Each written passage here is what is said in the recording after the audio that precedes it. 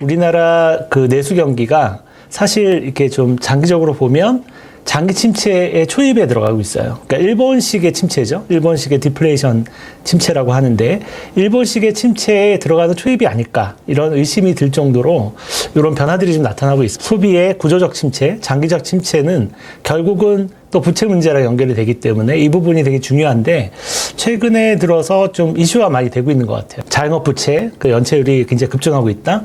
자영업들의 폐업률이 급증하고 있다. 뭐 이런 뉴스 많이 보시죠. 또 많이 보시는 게 이제 소비가 코로나 때보다 더 안 좋다. 뭐 이런 얘기가 연일 이제 뉴스에 나오고 있습니다. 그래서 폐업률이 계속 늘고 있고 그 다음에 연체율은 높아지고 있고 자영업자 몰락을 방치하면 어떻게 된다. 뭐 이런 뜻이겠죠. 보시면은 폐업률이 늘고 있다는 건 되게 심각한 얘기죠. 작년만 해도 1년 동안 폐업한 자영업자 수가 한 100만 명이더라고요. 이런 어떤 부분들이 되게 심각해지고 있다 이런 건데 여기 보시면은 제일 밑에 그래프를 보시면 동그라미 친 거 9분기 연속 소매 판매가 마이너스다. 이렇게 이제 뉴스에 나오잖아요. 이게 보시면 이게 왜 심각하게 다루는지를 잘 모르실 거예요. 그래서 제가 오른쪽 그래프를 갖고 왔는데 소매 판매액 지수라고 해서 여기 보시면은 마이너스가 난 때가 98년 IMF 때, 그 다음에 요때 2002년 IT 버블 꺼졌을 때죠. 그 다음에 2008년 리만 사태 때, 그 다음에 2020년이 어디죠? 코로나 때. 지금 현재고요. 기간을 보는 게 중요해요.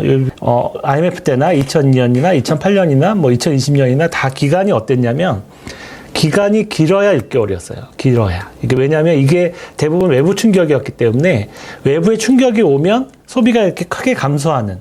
근데 그게 한 6개월 이상은 진행이 잘 안 돼요. 6개월 탁 감소하고 그 다음에 이제 좀 다시 살아나는. 그러니까 구조적 침체는 아니었던 거죠. 외부 충격에 의한 침체였고요.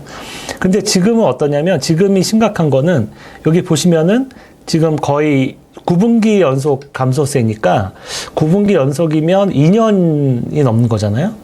좀 지금도 마이너스가 나고 있고 2년 연속 마이너스 나고 있다는 건 이거는 구조적인 거라는 거죠. 그래서 구조적인 게 왜 그러면 구조적으로 소비가 나빠지느냐. 2021년, 22년 해가지고 인플레이션이 2023년까지 급증했잖아요. 하지만 소득은 그대로이기 때문에 우리가 느끼는 인플레이션 부담, 그러니까 물가 부담은 여전히 계속 강한 거죠. 이런 상태에서 금리가 상승하면서 어떻게 된 거죠? 부채가 많다 보니까 이제 이자 비용이 어마어마하게 늘어난 거예요.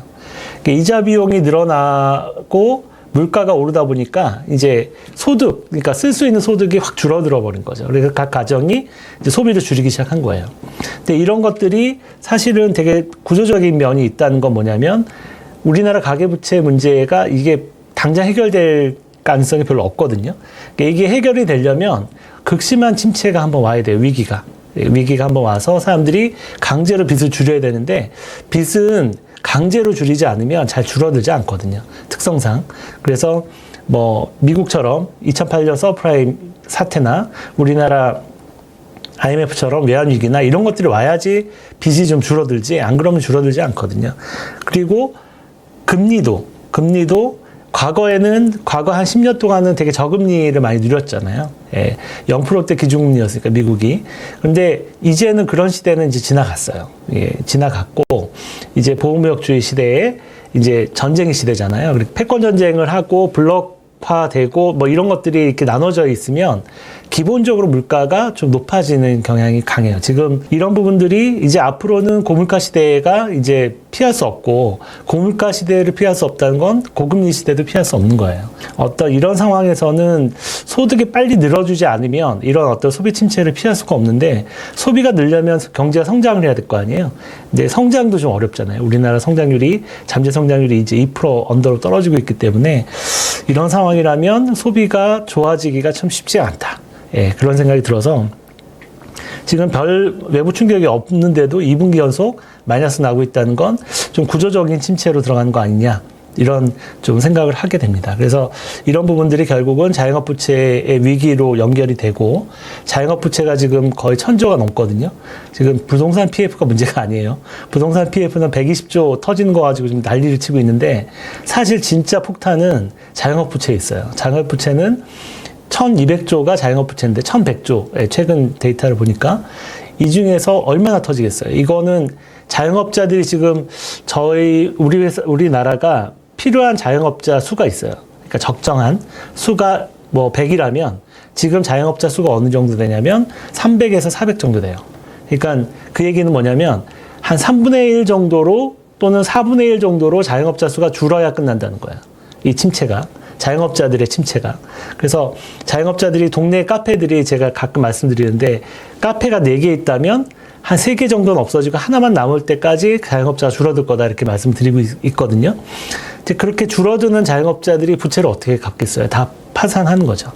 그래서 이런 부분들이 앞으로 좀 나타나지 않을까. 그래서 결국은 자영업자들이 이제 부채가 파산이 되면 결국은 이게 금융권으로 연결돼서 제2금융권서부터 카드 사태 또 제2의 카드 사태도 발생할 수 있고 이런 것들이 연결될 수 있다는 거죠. 최근에 우리나라 카드론이 엄청나게 늘고 있고요. 카드론.